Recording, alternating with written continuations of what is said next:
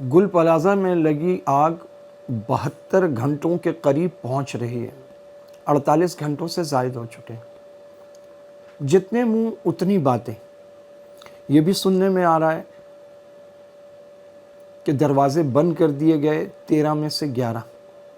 یہ بھی سننے میں آ رہا ہے کہ آس پاس کی عمارتوں کو آباد کرنے کے لیے اس کی تباہی ضروری تھی۔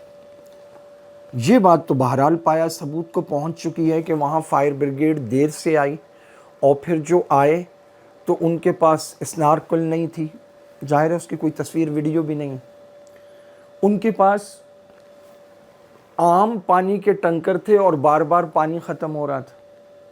جو صحیح گاڑیاں تھیں ان میں بھی پانی وافر مقدار میں موجود نہیں تھا۔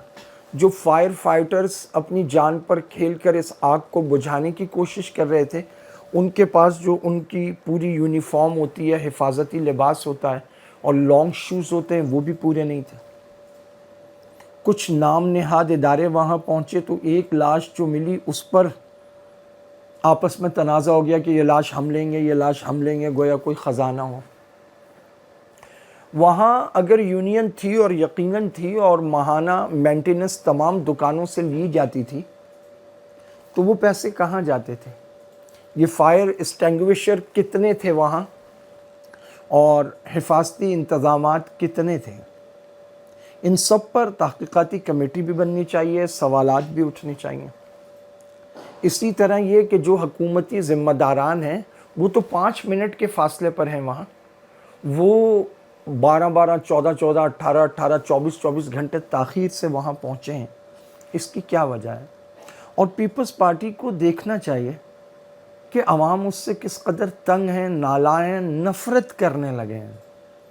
حتیٰ کہ میڈیا چینلز ہوں، پیجز ہوں، سوشل میڈیا ہو، عام لوگ ہوں، کسی سانحے پر عوام کے جو جذبات ہوں، اس سے پتہ لگتا ہے کہ لوگ اب یہ کہتے ہیں کہ یہ بس ڈرائنگ روم کی سیاست ہے اور یہ جوڑ توڑ کر کے اقتدار میں آ جاتے ہیں، یہ عوام کے حقیقی نمائندے نہیں ہیں۔ اگر پی پی پی کو یہاں عوامی سیاست کرنی ہے تو پورا کراچی، نہ اس میں سڑکیں ہیں، نہ اس میں پانی ہے، نہ بجلی کا منظم نظام ہے، نہ اس میں گیس کا منظم نظام ہے، نہ صحت کا یہاں پر نظام ہے، اور امن و امان کی تو ایسی ابتر صورتحال ہے کہ پولیس کے بارے میں مولانا علامہ راشد سمرو صاحب، جو جمعیت علماء اسلام کے بڑے رہنما ہیں، انہوں نے کہا کہ 28 ضلعوں میں کوئی ایک آدھ میرٹ پہ ہو تو ہو، ورنہ 1 کروڑ روپیہ دے کر لگتے ہیں اور 80 لاکھ ماہانہ ایس پی ادا کرتے ہیں، اور ایک کے بارے میں کہا وہ تو 7 کروڑ روپے لے کے لگا ہوا ہے۔ تو جب پولیس پیسے لے کے لگے گی تو ظاہر ہے لوٹ مار اور جرائم کرانے کے علاوہ ان کا اور کیا کام رہ جائے گا۔